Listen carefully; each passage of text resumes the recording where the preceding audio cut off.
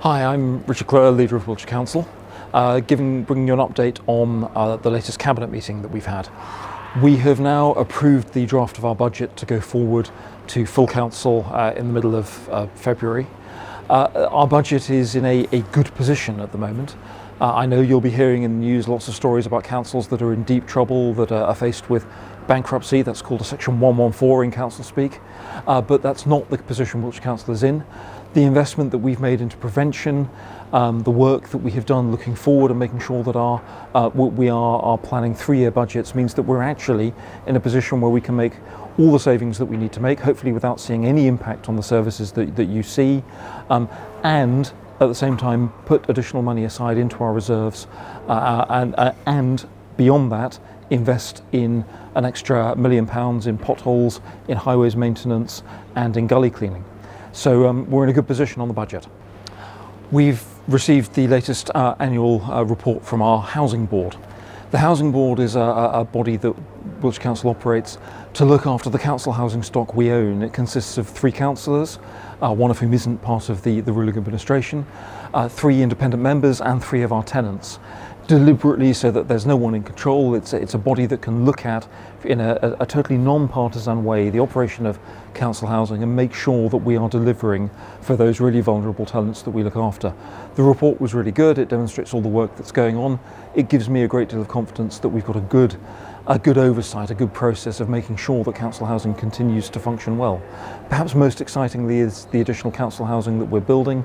There was an update in looking at the 1,000 council houses that we're in the process of building. We're about halfway through that programme now, one way or another. It's really good news. We've approved the Wiltshire Design Guide.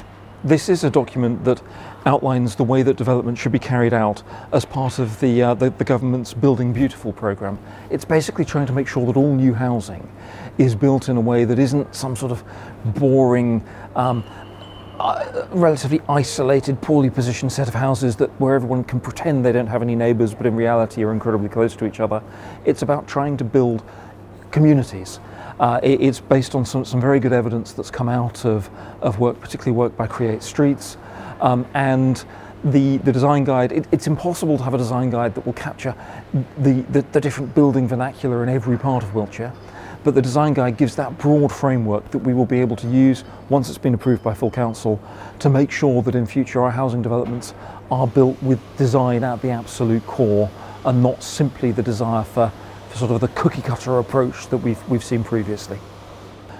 We've updated a new public transport strategy that really is primarily involves buses and how we can continue to try and build on some of the innovative work that's going on with what we call demand responsive travel inside Wiltshire.